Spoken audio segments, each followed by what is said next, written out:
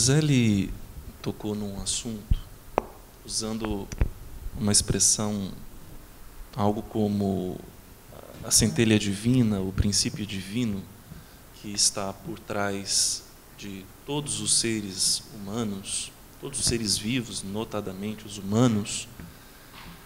E aqui a reflexão que eu faço junto com vocês, complementando o que o Rogério muito bem nos esclareceu,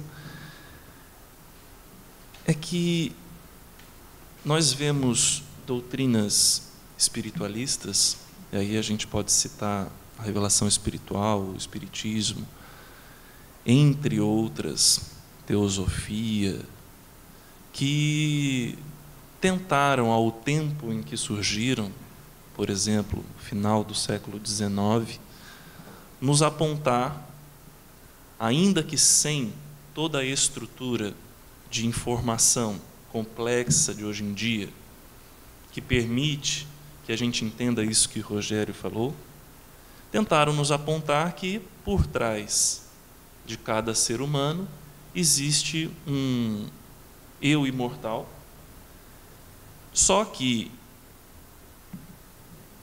eu sou levado hoje em dia a questionar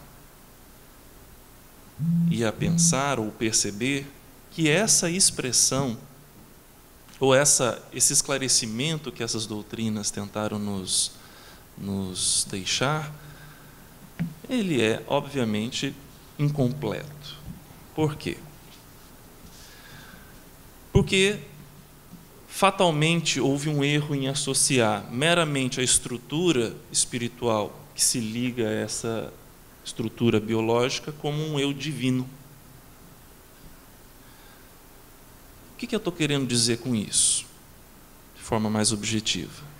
É que entre essa estrutura que nós reconhecemos, por exemplo, olhando-nos uns aos outros, pelos sentidos físicos, aquilo que enxergamos no espelho, aquilo que sentimos nos tocando o corpo, essa estrutura, entre ela e aquilo que poderíamos chamar de eu divino ou sagrado, herança de um pai ou de uma mãe amantíssima, um Deus que está para além de toda a conceituação que já conseguimos construir até hoje através de religiões, existe uma infindável complexidade de outras estruturas, que alguns chamam de corpos espirituais, dimensões de consciência e assim por diante, e que não tem nada a ver com o princípio do sagrado ou do divino que jaz no mais íntimo de cada um.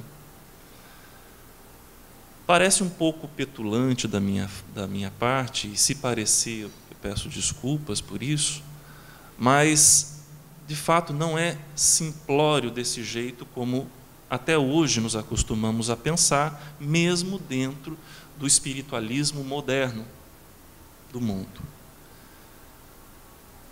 O espírito que nos anima não é necessariamente a porção ainda divina que cada um carrega.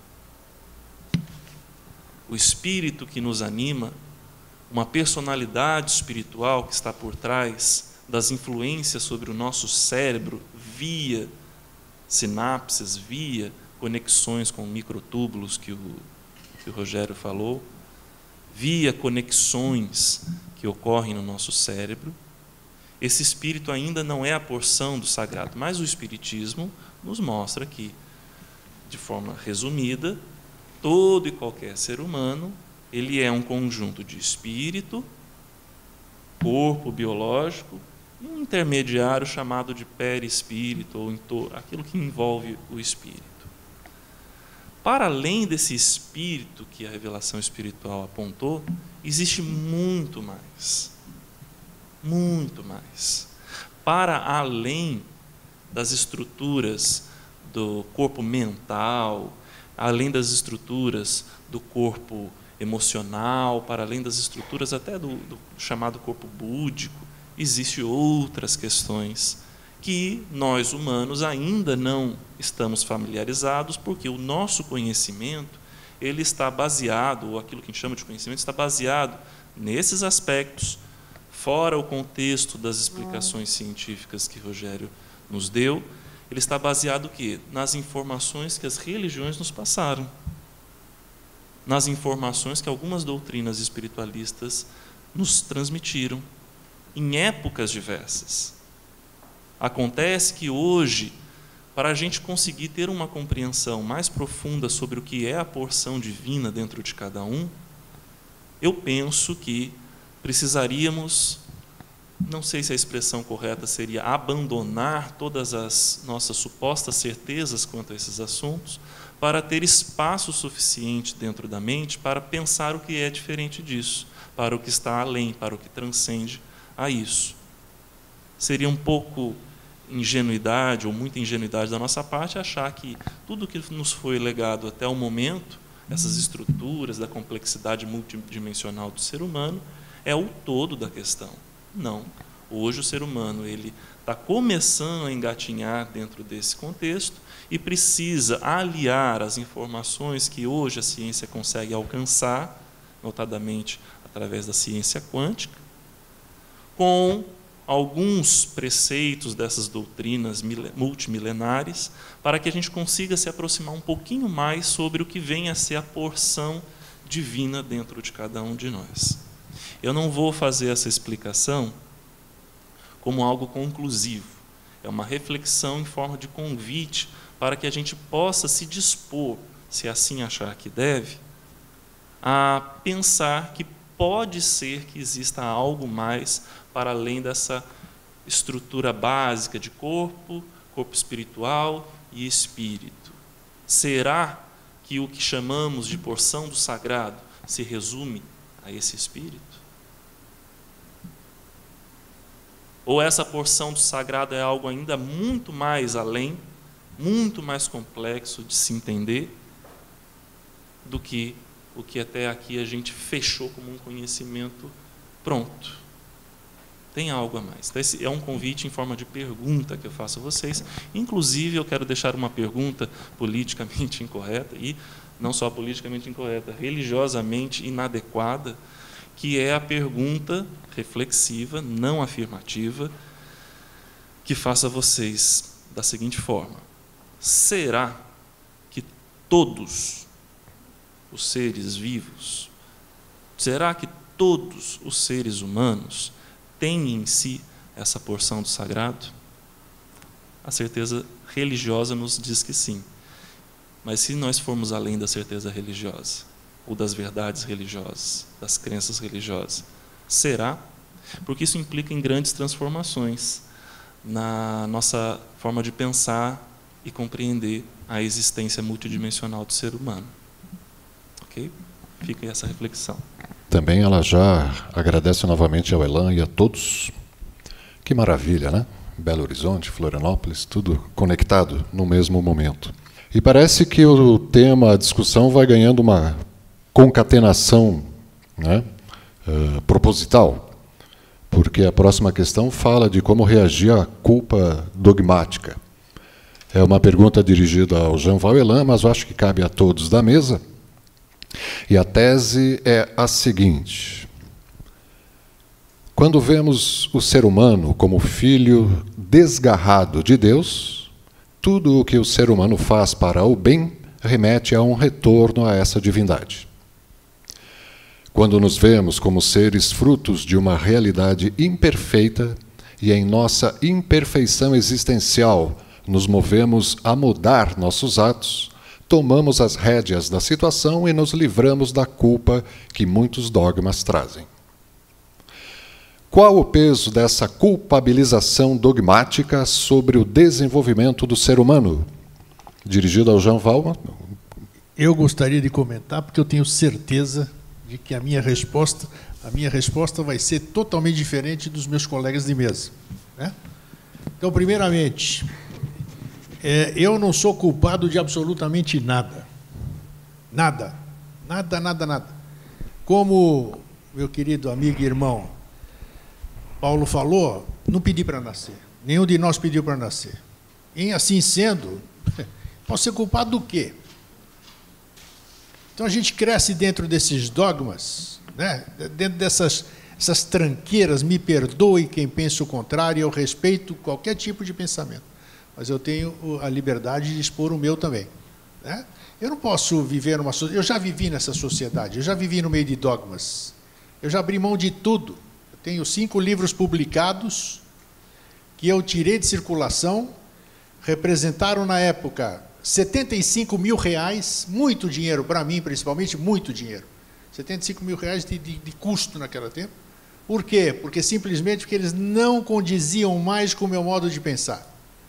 Ah, mas você podia ter deixado porque outras pessoas podiam pensar da mesma forma. Não, se eu penso assim, eu sou responsável por isso que eu escrevi, e eu não posso deixar alguém pensar numa coisa que eu tinha, era o meu ponto de vista na hora.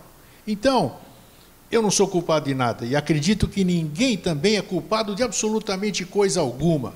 Nós estamos vivendo em pleno século XXI, dentro desse calendário errado também, né? Por isso que nós não damos certo ainda, por isso que nós não caminhamos ainda. Por quê? Porque nós estamos presos a tranqueiras, desculpe o termo chulo, tranqueira, essa sintonia que eu falei, essa sincronização de manhã, nós vivemos fora do calendário galáctico, calendário lunar, calendário solar. Inventaram esse negócio de hora aqui, porque alguém determinou que fevereiro tinha que ter tantos dias e assim assado. Então nós estamos completamente fora do normal. Estando fora do normal, nós não podemos ter harmonia, não podemos ter harmonia com as coisas. Então você viver, primeiro, errado. Segundo, culpado de alguma coisa. Eu não fiz nada, não fiz nada, não fiz nada. Eu sou fruto de uma grande coisa, mesmo pode ter sido uma aventura. Eu particularmente, Eustáquio André Patunas, foi fecundado já em 1950, na noite de 13 de agosto, não, de 10 de agosto, que eu consegui tirar da minha mãe, antes que ela está meio senil, com 94 anos agora, né? Mas eu consegui que ela me contasse que ela aprontou, né? Naquele tempo era difícil se aprontar. 1950, ela subiu lá no terraço para olhar as estrelas em Atenas com meu pai passou a lábia nela e crau. Né? E aí eu fui fecundado sob as estrelas. Né? Depois minha mãe casou, eu nasci prematuro de 5 meses. Ela casou em 17 de dezembro, eu nasci em 11 de maio. Então, eu fui fruto de mesmo que meus pais aprontaram lá, foi uma coisa bonita. Ou foi puro tesão, essa necessidade física, ou foi amor envolvido. Então, isso tudo vem de uma coisa muito bonita para vir acompanhada de um sentimento de culpa. Então, eu vou, até o último instante, eu vou acreditar de que nós temos que fugir dessa subjugação, que são os dogmas, que é aquilo que nos foi imposto como verdade, porque o que é verdade? O que é a verdade de cada um de vocês que está nos assistindo, a minha, a sua, do Elan, de todos aqui? A verdade é aquilo que eu vivi, aquilo que eu senti, aquilo que eu cheirei, aquilo que eu toquei, aquilo que eu vivenciei, e mesmo assim, posso estar completamente errado, porque os meus sentidos pode ser a minha interpretação, como bem disseram os meus colegas de mesa aqui. Então, nós temos que nos livrar desses dogmas e ter coragem, que eu já falei coragem numa questão aqui. A segunda é abrir mão disso tudo. O Paulo falou alguma coisa, eu posso usar aquele gancho dele, de abrir espaço. Abrir espaço, tem que jogar as tranqueiras fora, abre o HD do teu cérebro, tenha coragem de jogar tudo fora. Desapega tudo para dar espaço para o novo, caso você queira. Senão você vai continuar escravo disso tudo. Vai ficar lamentando da sua vida, vai ficar tendo medo, vai ficar fazendo determinadas coisas que você parece um papagaio de repetição. Você nem sabe o que você está falando, mas porque 200 pessoas estão falando a mesma coisa, você está falando ali. Não quero nem dizer o que é. Mas você nem sabe o que é aquilo, mas você está falando. Então você tem que sair disso. Você tem que falar coisas que você verdadeiramente sente. Você não pode ter como verdade aquilo que você não vivenciou. Nós estamos passando para frente coisas que nós não temos certeza se foi errado, se aconteceram ou não. Né? Então, essa que é a liberdade que nós temos que buscar. Foi muito... As coisas, quando se forma um egrégor, é um negócio maravilhoso, né? Porque tudo converge para isso e as coisas vão se apresentando. Então, as pessoas que estão formulando as perguntas, nós vamos fazendo esse tema, porque esses temas que aparecem, Isso eu acredito, né? Não posso provar, mesmice não é crença, mas as coisas se apresentam. Eu quero ser conversado, eu quero ser esclarecido. Então eu me apresento na ideia com alguém, né? Estamos aqui vivendo no mundo das ideias, alguém capta a ideia, está aí, a ideia quer se apresentar e se apresenta para ser discutida e para ser esclarecida. Então esse é meu ponto de vista. Não sou culpado de absolutamente nada, eu não cometi pecado nenhum, não devo nada para ninguém nesse aspecto aqui, né? E eu acho que a liberdade, escreveram, não sei quem foi, né? Eu não sei se é bíblico, né? A verdade vos libertará. Como é que é isso? Fala. Conhecereis a verdade. Isso, conhecereis a verdade e a verdade vos libertará. Então, mas todo mundo faz hoje e sempre, vai continuar assim, até que a gente tome uma atitude diferente, começando por nós, né? Estão nos afastando cada vez mais da verdade. Quando as pessoas pensam que estão se aproximando da verdade, estão, na verdade, sendo afastadas cada vez mais da verdade. Porque a verdade realmente liberta. E se a verdade liberta, não subjuga ninguém, não se vende nada, não se faz coisas assim. Então, desculpe tomar o tempo aqui, né? Que eu me exalto muitas vezes. E agora vocês podem filosofar à vontade. Não, já teve alguém aqui que falou, ó, do que o Estáquio falou, eu sou culpado de quê? Pura verdade. Boa, abrir espaço e jogar as tranqueiras fora. Comentário da NET sobre a exposição do grego. Muito bem. Qual o peso dessa culpabilização dogmática sobre desenvolvimento do ser humano? É uma pergunta dirigida ao Jean.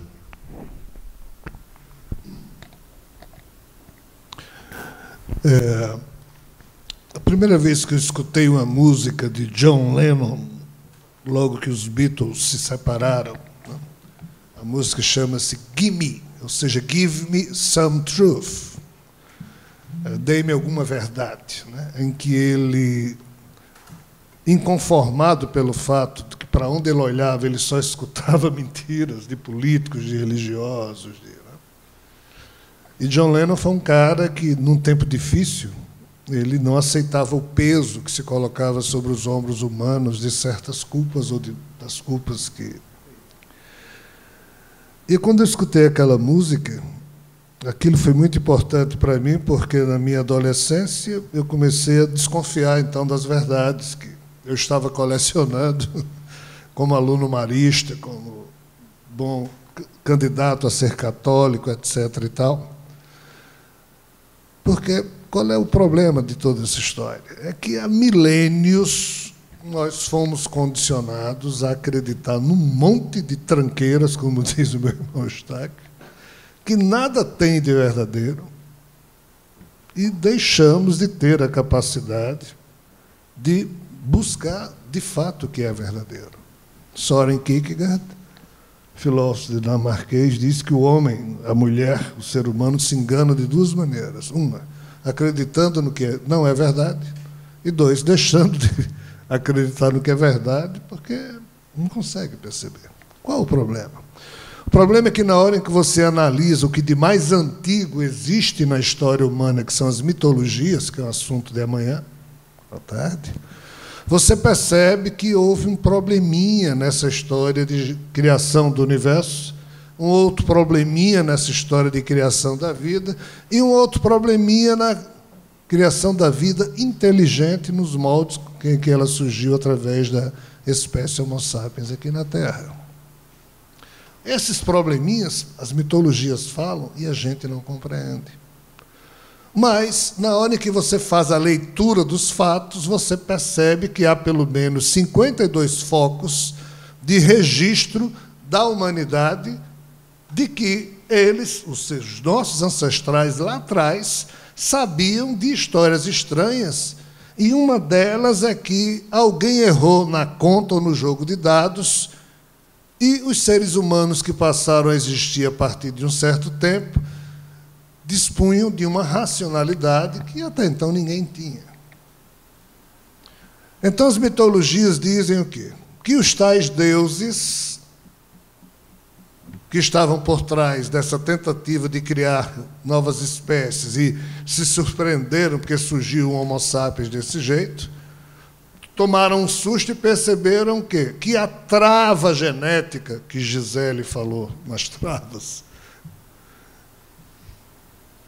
que o lacre colocado para que a espécie humana fosse só mais uma espécie animal robotizada, inconsciente, estranhamente havia sido rompido e os deuses não conseguiam mais fazer mutações que retrogradassem no sentido de fazer com que os homens e mulheres já racionalizados deixassem de ser racionalizados e voltassem a ser, de novo, geneticamente dominados como uma espécie meio abestalhada, sem a racionalidade.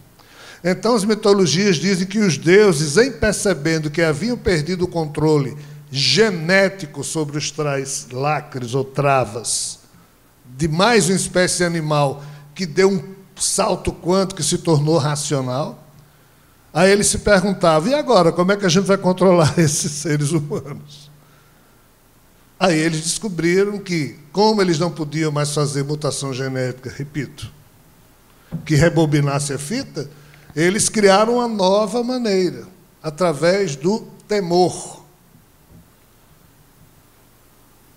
Através do temor, eles criaram processos de informação. Por quê? Porque eles perceberam que o homem e a mulher estavam, por eles mesmos, dizendo e colecionando os valores do que era certo e do que era errado. Aí os deuses dessas mitologias disseram, ei, não, vamos criar um processo, já que a gente não pode impedir que os homens e mulheres agora colecionem os seus valores, mas a gente não vai deixar que eles escolham esses valores, vamos ditar esses valores e criar, então, o temor religioso, o condicionamento através da fé, da crença.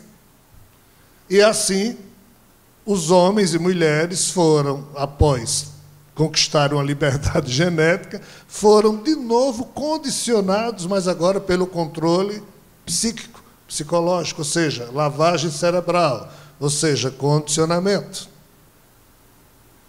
E é por isso que, através desse condicionamento, dos 7 bilhões de seres humanos que hoje existem na Terra, em sendo verdade os percentuais de religião, de seguidores que os atlas anualmente atualizam, mais de 6 bilhões se tem como filhos do pecado, filhos do demônio, pecadores, ou seja, o peso de uma culpa. Que culpa de sermos filhos de Eva? Olha a coisa absurda. Por quê? Porque o raciocínio é esse. Eva, segundo a visão judaico-cristã, a questão de Pandora na mitologia grega é bem mais antiga, mas significa algo parecido. Eva era só para ser uma mulher animalizada, mas meio abestalhada, comeu a maçã, despertou racionalmente, convenceu Adão a também despertar, e nisso os dois desobedeceram, entre aspas, ao tal Deus. E como Eva fez aquilo, influenciada por uma serpente, que era o demônio, então, Eva e Adão, a partir dali, perderam o selo de garantia da proteção divina, ganharam o selo da desqualificação de serem influenciados pelo demônio. Então, tudo que eles fizeram a partir dali é obra do demônio, inclusive os filhos que eles tiveram. Então, como depois de Adão e Eva, todo mundo que nasceu nesse mundo é filho do demônio, como resolver essa coisa? Muito simples. A Igreja Católica disse, a gente resolve. Vamos criar o batismo, porque na hora do batismo, o filho do demônio que acabou de nascer vai para a pia batismal, aí o padre pergunta, você renuncia ao demônio? Como o pobre, coitado do bebê não pode falar, o pai e a mãe também não os podem representar, porque aquele filho do demônio chegou no mundo, porque aqueles 2 outros filhos do demônio também transaram. Mas aí tem a figura do padrinho ou da madrinha, que quando o padre pergunta, você renuncia ao demônio? Aí o padrinho diz, sim, renuncio, em nome do filho do demônio que está lá. Ou seja, é uma coisa tão ridícula, mas isso se chama teologia. E tem doutor em teologia no mundo, ou seja, é uma matéria academicamente respeitada, mas com base em quê? Nesse tipo de tranqueira, como diz a história.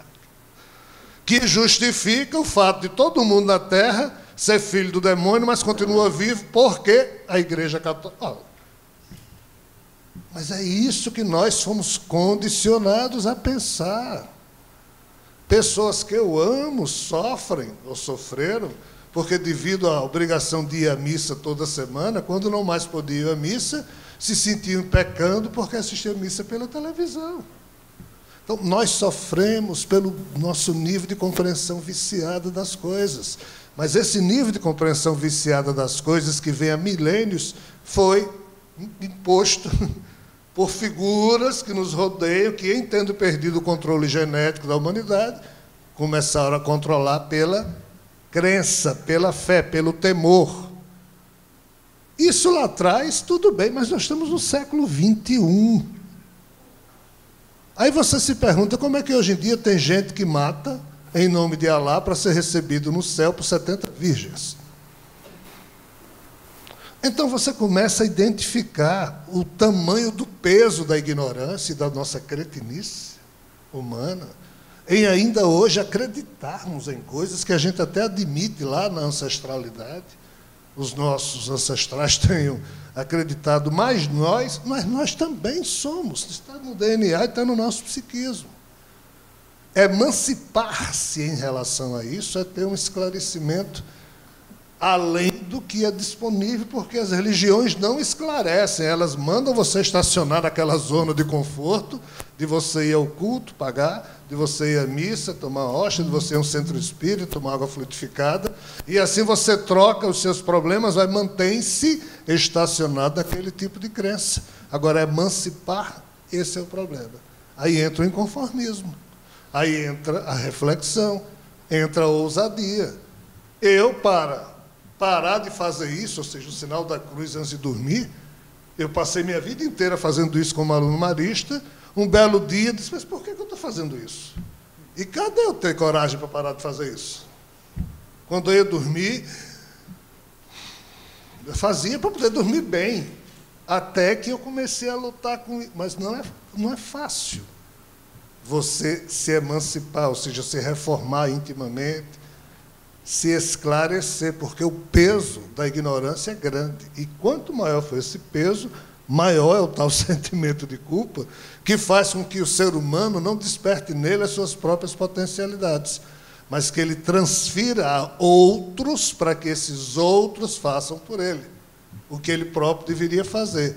Quem são esses outros? O conceito de Deus que a gente tem, de que só Jesus salva, só a Igreja Católica, ou os espíritos, ou os santos do catolicismo, hoje a gente transfere para extraterrestre. Ou seja, a gente tem que encontrar alguém para transferir responsabilidades que nos são próprias. Esse é o nosso drama. Enquanto a gente não fizer isso, as religiões do mundo, para terem fiéis, vão continuar dizendo que você é filho disso ou daquilo, para você poder se submeter a elas e manter funcionando o Vaticano e outras coisas.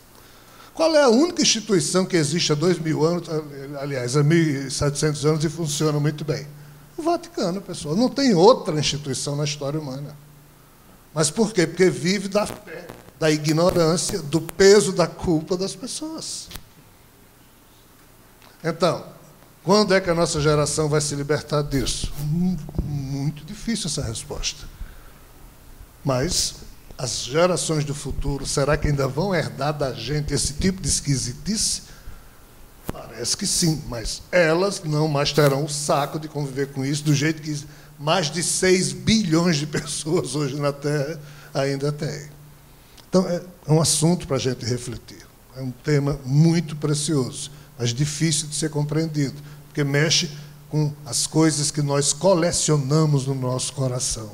Eu sou um pecador, Maria me liberte, Jesus me liberte. A gente pede para que os outros nos tirem dessa situação. Isso não parece ter funcionado. Se funcionasse, a humanidade não estava do jeito que está.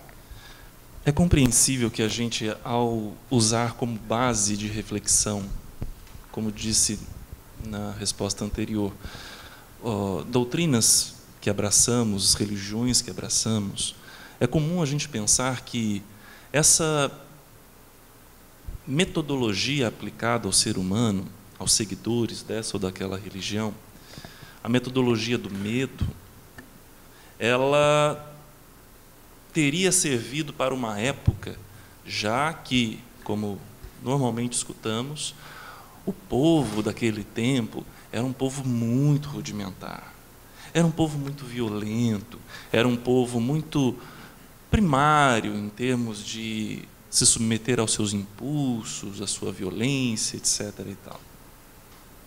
Então, foi necessário, como dizem algumas religiões, ou algumas análises espiritualistas modernas, foi necessário que, naquele tempo, essa metodologia do medo, que gerou o sentimento de culpa no ser humano, fosse aplicada para o ser humano poder se reformar e viver de um jeito mais harmônico. Particularmente, não concordo com isso. E explico por quê. Porque não no passado o ser humano era primitivo no seu modo de viver. Hoje ele ainda é primitivo no seu modo de viver. Em muitos locais, no passado, em épocas em que dizíamos que os seres humanos eram mais primários, em muitos locais, e a gente pode citar aqui há mais de 2.000 anos, 2.500, 2.700 anos, nas próprias regiões em que hoje chamamos de Grécia, o ser humano também era primário no seu modo de viver.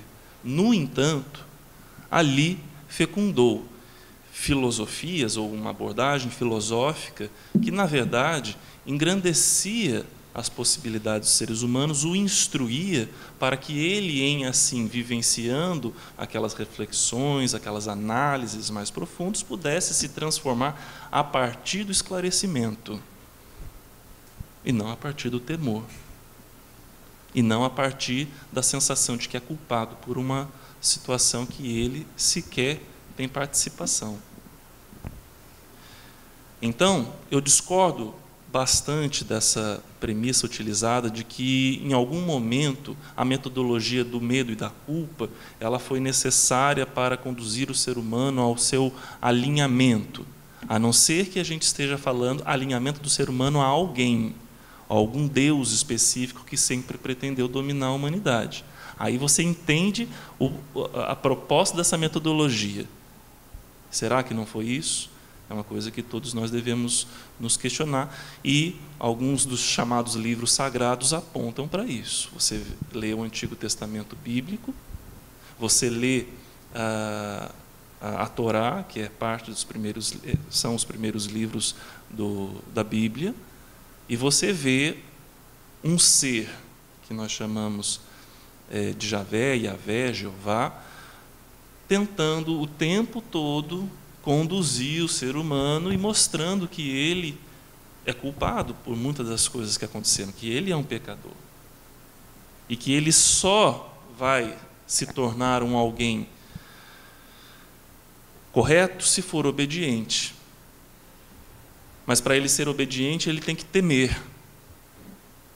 Parece que sempre existiu alguém que precisou ser temido para poder ser obedecido. A gente vê algumas dessas características espalhadas também pelo Alcorão. A gente vê algumas dessas abordagens espalhadas em outros livros ditos sagrados ou mitológicos.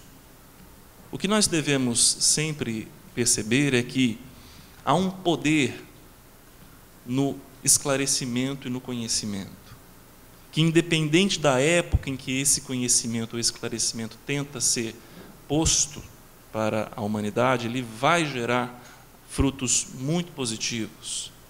Se nós continuarmos aceitando que a metodologia do medo e da culpa ela é importante, a gente vai sempre continuar com a permissividade que esse pensamento continue atuante. Nós temos condições de, pelo esclarecimento, buscarmos a nossa transformação. Se qualquer pessoa chegar para nós hoje em dia e falar, olha, você não pode questionar isso porque isso é pecado, você provavelmente vai rir da cara dessa pessoa, porque isso já não norteia mais a sua busca, a sua compreensão. Isso já não faz mais sentido. Outras pessoas, diferente disso, elas acatam.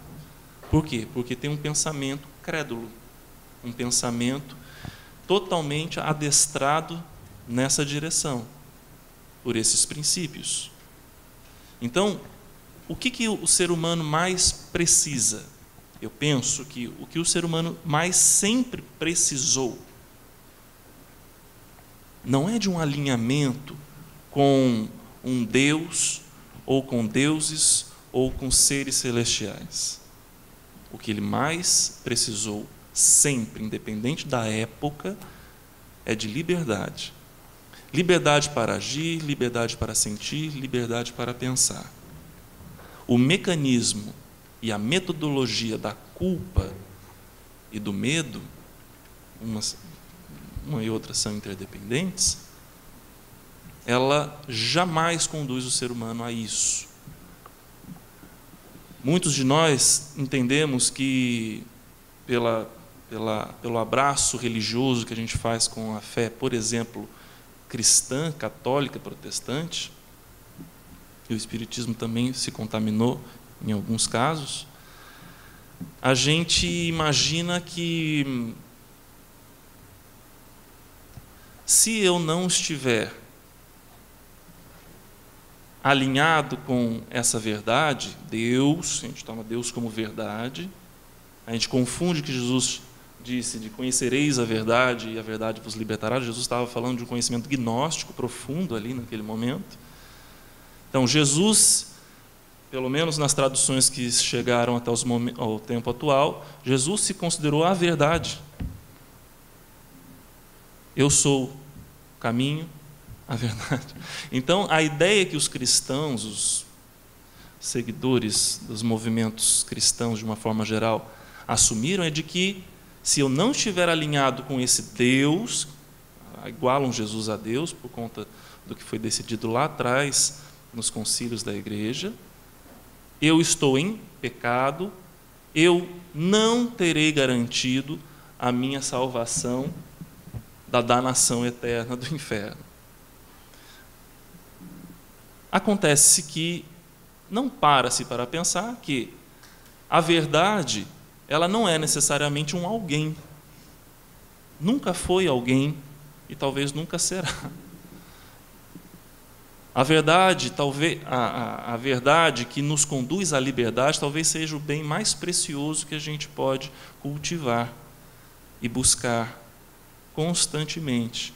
Mas para isso é necessário, reafirmo, abrir espaço na consciência para poder conquistá-la. Liberdade. O ser humano há muito vem sendo condicionado, como o Rogério falou. É hora, é mais do que hora, já passou da hora de nos descondicionarmos dessa metodologia pobre e primitiva que sempre pretendeu transformar o ser humano em seres obedientes, massa de manobra, numa espécie de xadrez cósmico, em que somos apenas meras peças de um tabuleiro. É hora do ser humano assumir a sua função no mundo e na realidade em que ele vive e mostrar para todos aqueles que sempre pretenderam nos dominar que agora é a era do ser sábio, o ser pensante, a era do ser sapiens. Mas para que a gente possa assumir essa função, é necessário que, através do esclarecimento, da reflexão crítica e filosófica, nos transformemos, entre aspas, em super-homens e super-mulheres no campo do engrandecimento da alma, do intelecto, da emoção, da sua própria psicologia, e aí então conduzir-se, mostrar para não só supostos deuses ou um Deus dominador, mas para toda a massa humana, de que nós é que somos os agentes das transformações, os construtores do destino e os responsáveis por tudo aquilo que irá nos acontecer. É necessário tirar da mão dessas mentes dominadoras, ainda que estas estejam configuradas na condição de líderes religiosos, e mostrarmos que nós somos os grandes agentes disso tudo. Culpa, medo, temor religioso é um freio de mão puxado quando algo dentro de nós nos impele a andar para frente. Então, deixo essa reflexão e esses questionamentos para vocês, para que a gente possa aprimorar e construir uma espécie de mente humana mais madura, mais complexa em termos de riqueza de informação e de princípios. Eu complemento aqui, pelo que o Elan falou, isso, quem teve esse tipo de coragem aqui, é verdade, porque a resistência para parar de fazer o sinal da cruz, né, Elan? E outras coisas, quando é impressionante, porque não deixa de ser uma egrégora. Uma egrégora é um centro de força que você cria. Então, esses dogmas todos são uma egrégora poderosíssima. Para você sair disso, não é fácil realmente, né? Então, você resistir a fazer, porque é um negócio tão mecânico. Eu rezava toda noite. Não sei quanto tempo mais que eu não rezo, né? Por quê? Porque eu rezava para aquilo que eu acreditava, que aquilo que tinham dito para mim, né? Reza porque assim, assado, assim. Até o dia que eu me convenci de que eu não devia rezar para ninguém. Eu devia, era para mim aqui, não sei, voltar tudo, ver o Paulo fez até uma referência agora há pouco, muito interessante, sobre o que Jesus teria dito, e num dos meus livros que eu tirei de circulação, eu escrevi o ungido, que vem do grego Christos. Christos em grego significa ungido. Jesus, o ungido. Não era Jesus Cristo, Christos, né? E ele teria dito, naquela uma das interpretações que eu dou no livro ali, que Cristo não teria dito que ele seria a verdade. Ele teria dito que o eu sou, essa divina presença nele, era o caminho, a verdade e a vida, e ninguém iria ao Pai senão por ele.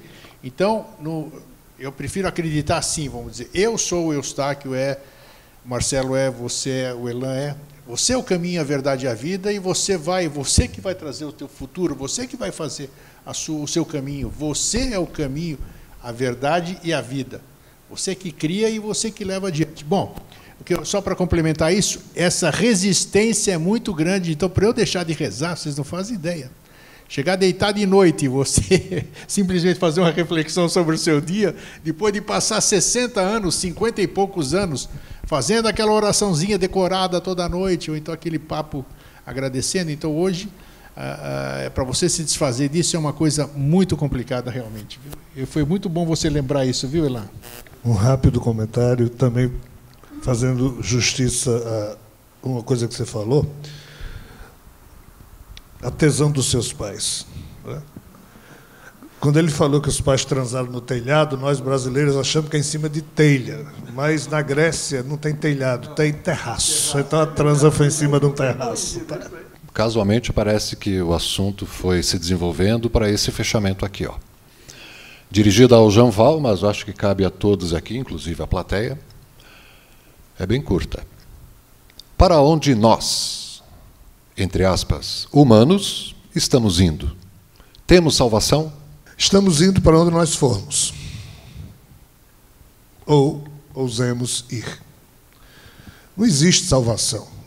Jesus nunca falou em salvação. Ninguém nunca falou em salvação. O único ser que falou em salvação foi Paulo.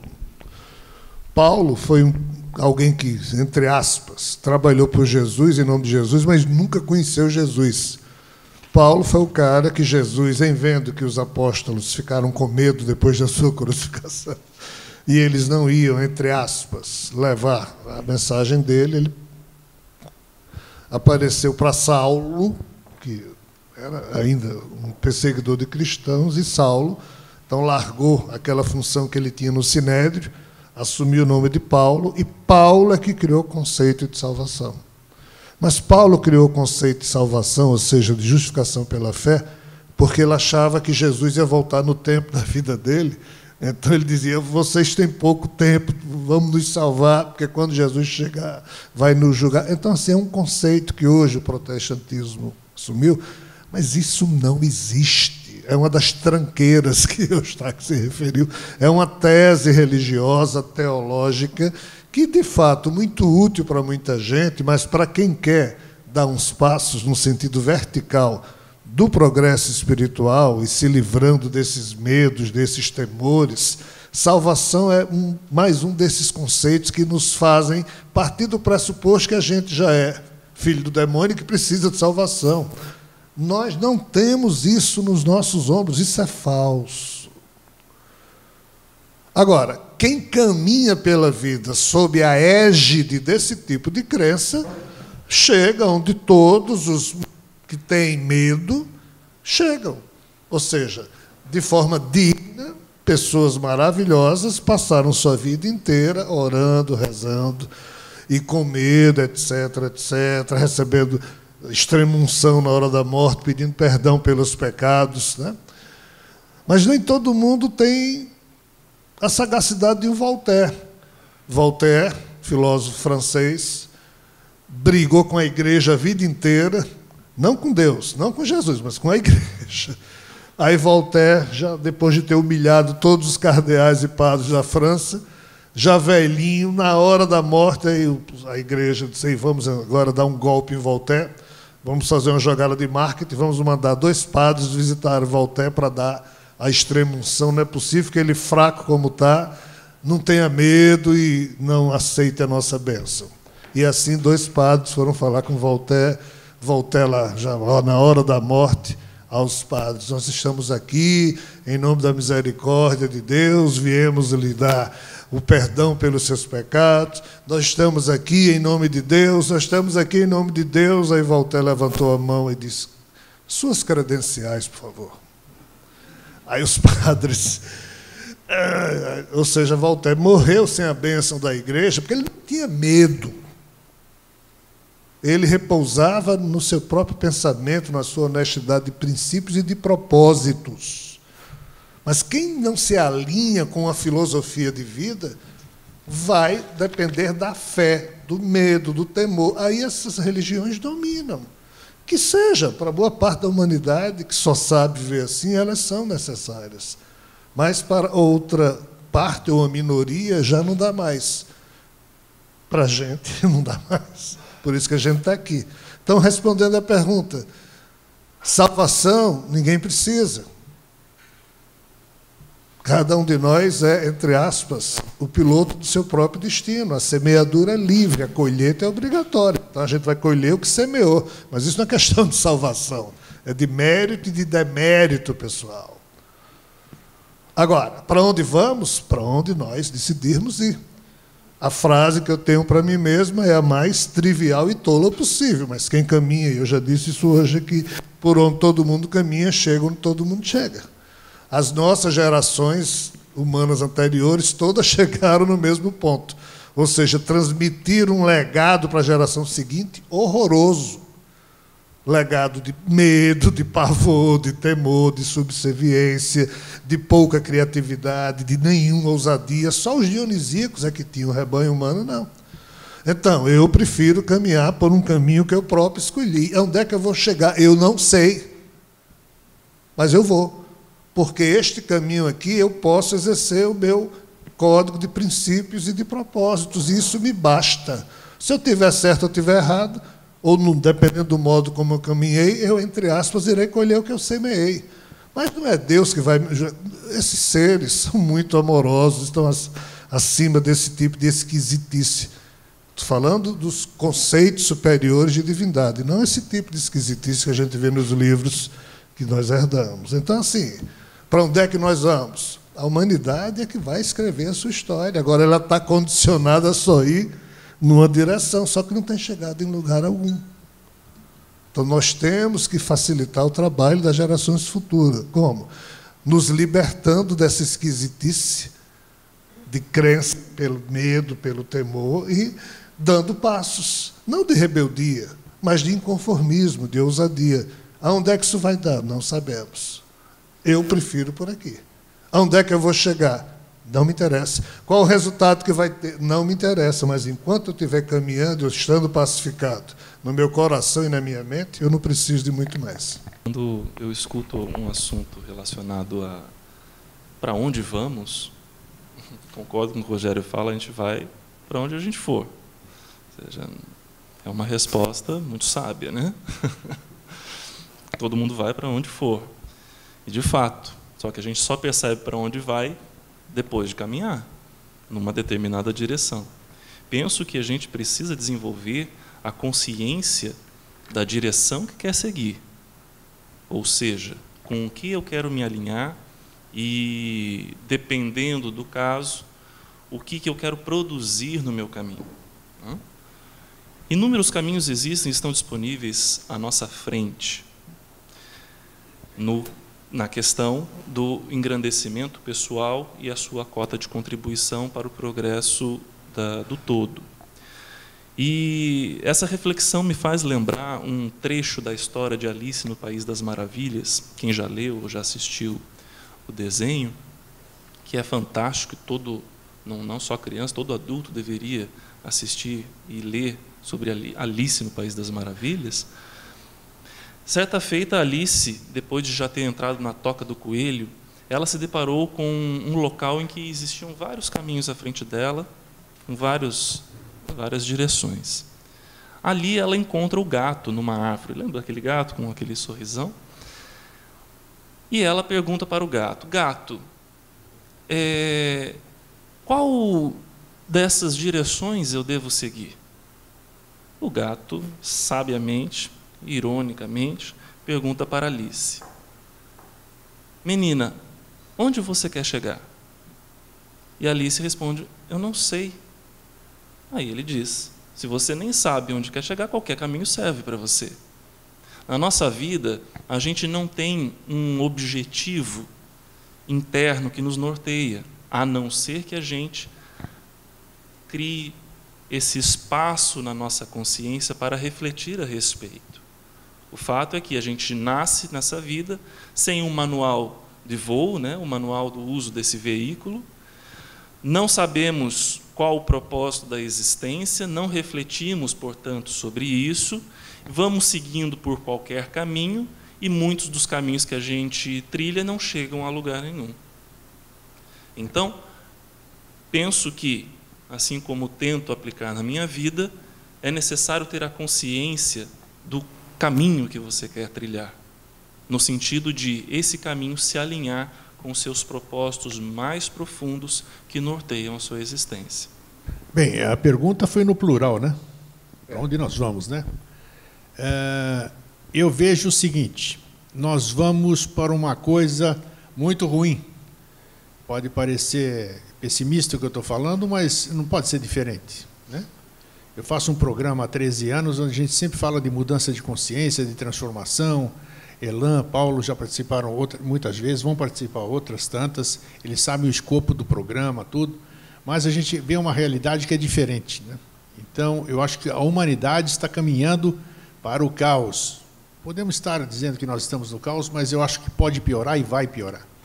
Vai piorar porque o ser humano está totalmente virtualizado, nós estamos eletrônicos, nós não conversamos mais, nós não temos mais essa... acabou aquilo que a gente tinha no passado, aquela fraternidade, aquelas conversas, até dentro da própria família, que citaram bem hoje, não temos mais nada disso. Então, a nossa perspectiva não pode ser boa. Salvação é assim, né? Salvar como espécie e tudo, eu acho que nós temos salvação sim, mas os remanescentes disso, os remanescentes dos que vão sobrar, e eu não estou falando aqui nem de cataclisma, nem de hecatombe, nem de apocalipse, nem de fim dos tempos profetizados, essas coisas não. Mas há que acontecer alguma coisa, e esse há de acontecer, se acontecer, é o ser humano mesmo que está plantando. O Elan mesmo disse, a colheita é obrigatória, e nós não estamos plantando coisa boa. Não estamos plantando. Quem disser que nós estamos plantando é mentira, não estamos plantando coisa boa. Então, a colheita nós vamos colher o que nós estamos plantando. Nós, como humanidade. Eu visualizo, eu sempre fui um cara muito otimista, hoje eu sou muito realista. Eu visualizo alguma coisa acontecendo nesse planeta, de qualquer ordem, menos divina, porque eu não acredito nisso, intervenção divina. Acredito que vai acontecer alguma coisa, e que vai sobrar muito pouca gente, e essa pouca gente não vai poder usar a internet porque não vai ter internet, o dinheiro não vai valer absolutamente nada, não vai ter telefone, não vai ter coisa nenhuma, e as pessoas vão necessitar umas das outras. E aí sim, com um novo grau de consciência daqueles que sobraram, que nós estamos adquirindo um grau de consciência, né? Nós estamos. O que é a Siri? A Siri começou a falar sozinha aqui, nunca vi disso. Acho que ela quer conversar aqui, mas nem tem. Então, com um novo grau de consciência, aí sim nós temos condição de criar uma nova civilização. Como a gente vive falando, e a gente não pode ser hipócrita, como a gente vive falando de atemporalidade, essas coisas assim, assado, nós temos que vivenciar o que a gente fala. A temporalidade é o não tempo, é sempre, o sempre. Quando vai acontecer isso aí? Não interessa quando vai acontecer isso aí. Quando é que isso aí vai mudar? Não interessa, um dia vai mudar. Qualquer geração, uma futura geração, que eu acho que o ser humano é um negócio que não deu certo. Não deu certo, pelo menos até o momento, pode dar certo, mas carece de alguma sacolejada muito grande. O cachorro tomando aquele antipulgas lá para poder pular tudo fora e o que sobreviver, fazer alguma coisa nesse sentido. Então, eu acredito que a gente tem a salvação, como raça, como humanidade, mas algo muito sério tem que acontecer para que a gente tome consciência que, para mim, não está, infelizmente, não estamos conseguindo dar essa consciência, nem através de palestras, nem através de livros, nem através da nossa atuação pessoal, vamos dizer, o nosso exemplo pessoal. Então, eu acho que algo de muito sério nos espera. Repito, divino, não. Apocalíptico, não. É coisa nossa. Nós estamos plantando e, como disse meu irmão, nós certamente colheremos isso. E não é coisa boa que nós estamos plantando. A pergunta: para onde nós, humanos, estamos indo? Eu compartilho plenamente do que disse o Eustáquio. Enquanto humanidade, nós somos hoje um problema para o palco que nos recebe, que é a Terra. Tudo que sobressai-se em demasia na natureza vira um problema. E a humanidade hoje venceu todos os parâmetros de contenção, de equilíbrio entre nascimentos e mortes. Nós estamos... Antigamente a taxa de natalidade, mortalidade infantil era muito baixa, era muito alta, hoje é baixa. A expectativa de vida era muito menor, hoje nós alargamos a expectativa de vida, tem mais gente na Terra vivendo mais e procriando mais. Enquanto isso, os recursos hídricos vão se esgotando. E outros recursos que são fundamentais para a humanidade manter-se também se esgotam. Eu acredito que, em médio prazo, antes mesmo do problema de esgotamento da água para nós teremos um problema muito maior. Aonde vamos colocar tanto lixo produzido por nossa sociedade? Isso está intrinsecamente alinhado com a nossa dependência mercantil. Nós somos hoje muito dependentes. É muito fácil, nós vamos no mercado, nós vamos compra. E não há uma preocupação de caráter ecológico e muito menos planetário. Isso é uma coisa que a humanidade ela precisa tomar conta, dar-se conta dessa questão. Concordo com o Eustáquio, no sentido, humanidade, do jeito que as coisas vão, não é nada agradável que nos espera logo adiante. Mas eu volto à pergunta: para onde nós, humanos, estamos indo? Nós temos uma fraqueza psicológica que nos acompanha todos nós enquanto criaturas. Psicologicamente, nós pensamos assim: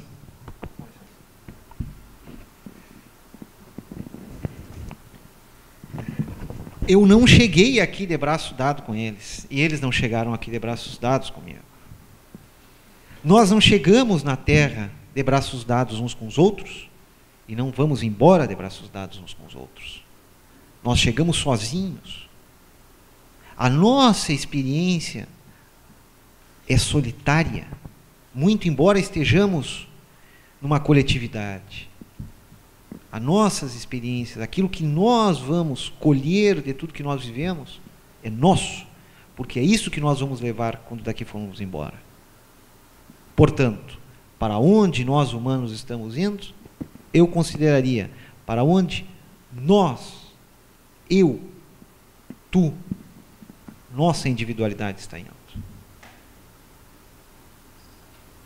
É necessário maiores momentos de reflexão, um pouco menos de atenção à internet, que hoje nos toma tanto tempo, à televisão, aquilo que nos distrai. Eu lembro aos senhores e às senhoras que desde que o primeiro homem caminhou sobre a terra, até o dia de hoje, nunca existiu tanta gente no mundo. Mas, ao mesmo tempo, nunca existiu tantas pessoas solitárias. Também nunca teve tantas pessoas com problemas de depressão.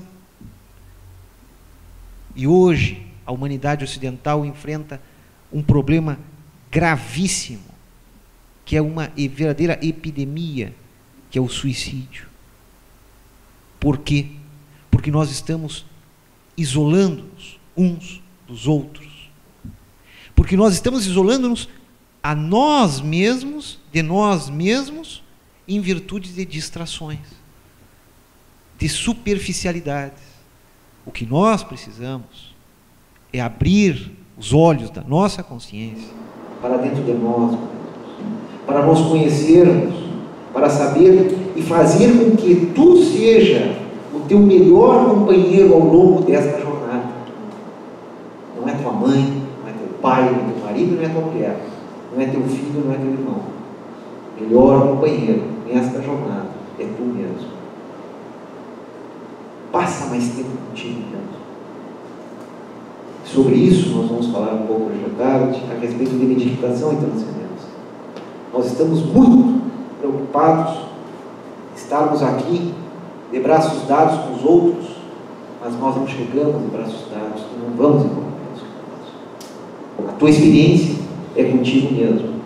E para encerrar, volto a uma frase que diz que nós podemos fugir de tudo, menos de Deus e de nós mesmos. Muito bem, Sr. Marcelo. O nosso amigo ali de camisa verde. Quando o Jean chegou, a minha irmã foi cumprimentar ele, e aí ela disse, vem lá, eu te apresento para ele. E veio aquele bloqueio, não, a gente não quer isso.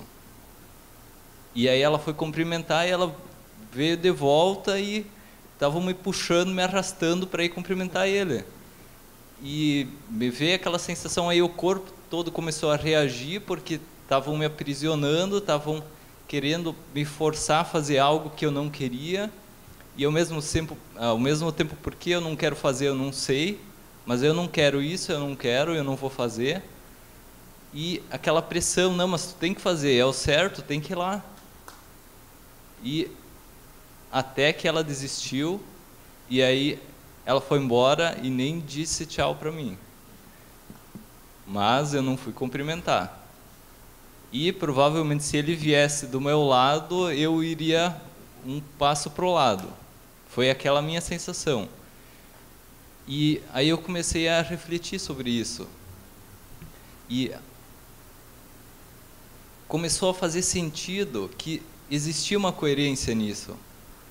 Porque ela estava me induzindo a agir de uma forma que não pertencia a mim. Ela estava querendo que eu olhasse o Jean como de uma forma idolatrada, e eu não consigo olhar dessa forma, e eu me nego a olhar dessa forma para qualquer um. E aí, continuando a observação, eu lembrei assim, mas olha só, ela quer que eu faça isso com o Jean, e o Jean relata que mesmo com o contato dele, experiências com seres divinos, ditos divinos, ele trata essas experiências, de uma forma com precaução. E agora, se ele faz isso com esses seres e eu não posso fazer isso com o Jean,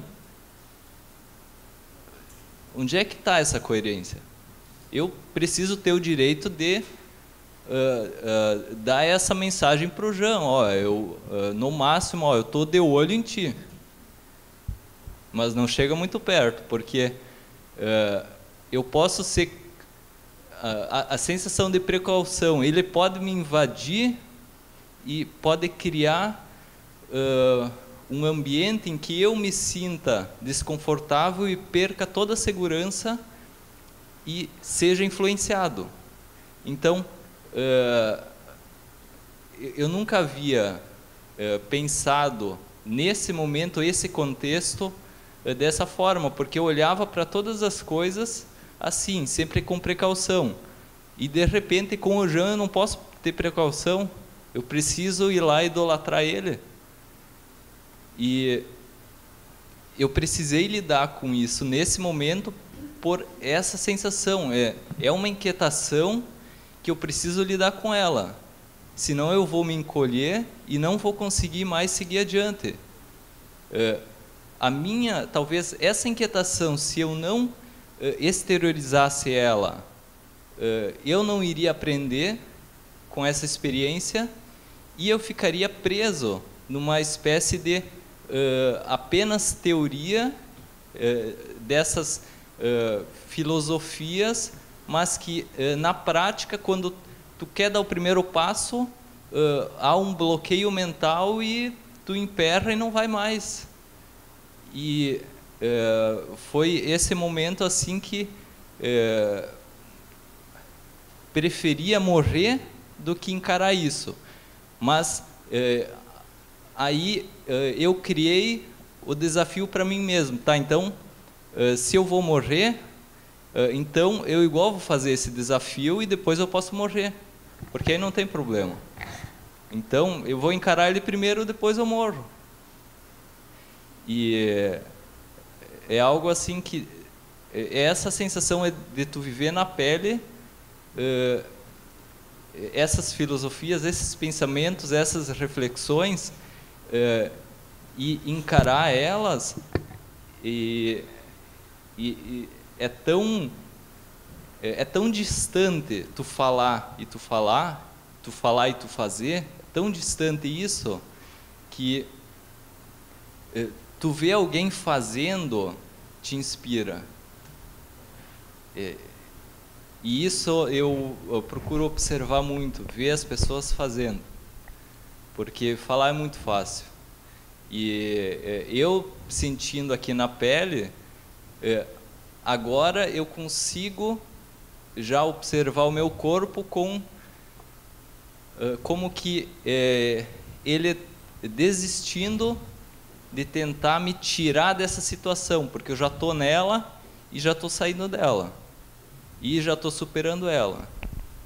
Mas a dificuldade é dar o primeiro passo, porque ali parece que tu está pulando de um precipício e tu vai morrer. Tu não vai conseguir sair dessa, porque parece que é o fim do mundo.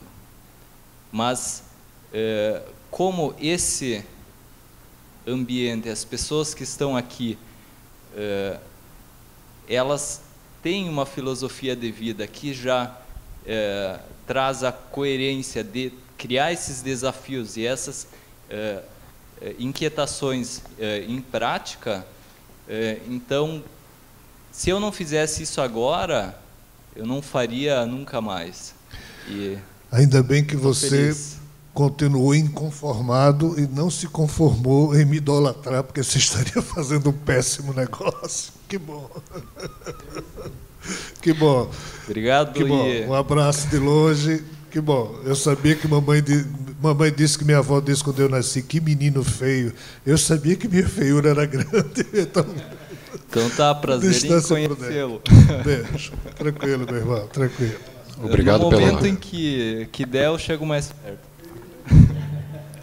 Obrigado pela colocação, companheiro. Bem oportuno, né? E condizente. Temos algumas mensagens da internet antes de encerrarmos a parte da manhã. Começando pela ordem, sobre o que o Marcelo falou. Concordo com o Marcelo que o maior problema hoje em dia é a consequência negativa da explosão demográfica, como exploração de recursos, lixo, falta de espaço e muita concorrência pela sobrevivência num futuro próximo. Palavras da Gisele, de Belo Horizonte.